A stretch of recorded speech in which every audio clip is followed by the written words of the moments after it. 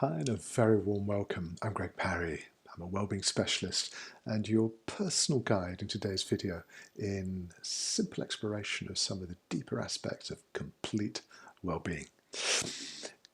One of the areas that we tend to overlook when it comes to considering complete well-being is a very sensitive subject, and it's something that a lot of the people that I work with would confess to experiencing. Can you guess what it is? It's loneliness. And that seems very strange when most of us are surrounded all the time by crowds of people. Well, in densely packed cities for the most part. We find it very difficult to get a little bit of time and space for ourselves. And yet, even amongst family, let alone colleagues and friends, a lot of people feel isolated. They feel separated from the rest of the community. And isolation is not the best way for us to flourish as a species. We've evolved to be deeply dependent on the people around us. We are profoundly interactive as a species, socially dependent. So when you feel, whether it's real or not, but when you feel that those ties have been compromised or even cut, it's not very good for our health and well-being. And if we really want to prosper as a species, as individuals, we need to have a better sense of connection to the people around us. This comes down largely to communication. But because people feel isolated, they feel lonely, it's as if we don't really exist anymore. And in a way, we need other people's feedback.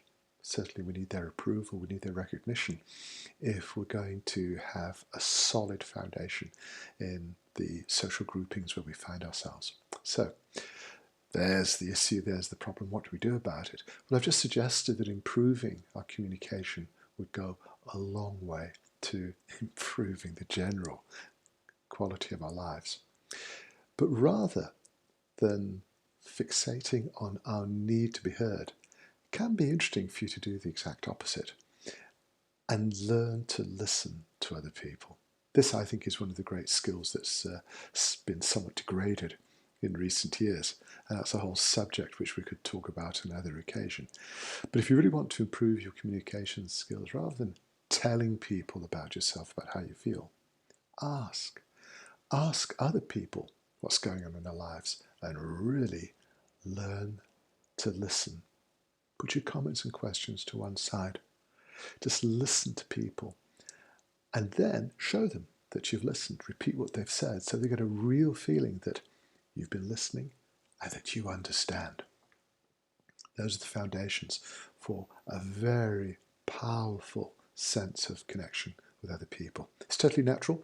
It follows our evolutionary heritage. And when people realize that you're interested, that you're listening, and that you understand them, they'll be much more likely to want to communicate with you. So rather than begging for other people's attention and looking for some poor individual to pour your heart out to, that can be a very useful experience. If you learn to be a more effective communicator, you find that people will naturally gravitate towards you. And that helps you to share your experiences as well as understanding how other people are feeling.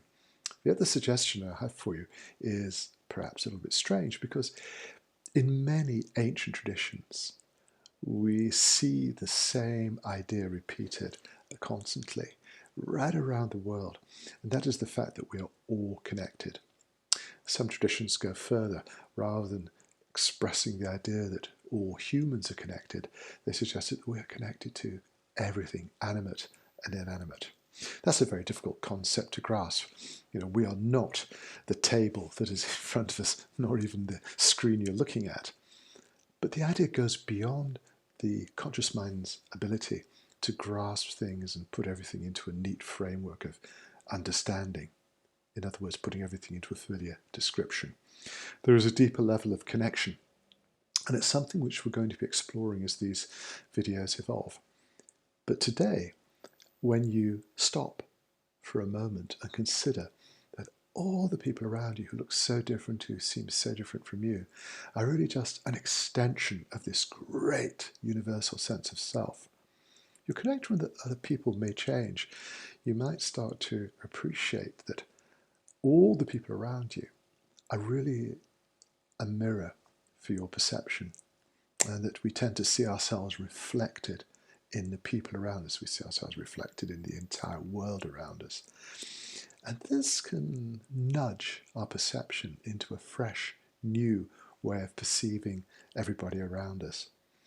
And when you realize how deeply you're connected to everybody else, it's extraordinary that that lingering sense of loneliness can just evaporate. That deeper sense of being connected can override that artificial sense of separation that sometimes leads to anxiety. I know it's a very strange idea, but it's also one of the key elements of mindfulness, being aware of these conditions, exploring these particular aspects of our culture, and doing something about it, taking steps, improving your communication, approaching other people to listen to them, developing a better understanding, and then perhaps seeing people in the sense that we really are all connected. I hope you found this idea perhaps stimulating, maybe even interesting. If you've got any questions, any observations, you just email me. My address is in the description. I'll be back with you again tomorrow, and in the meantime, I'd love to wish you a wonderful day.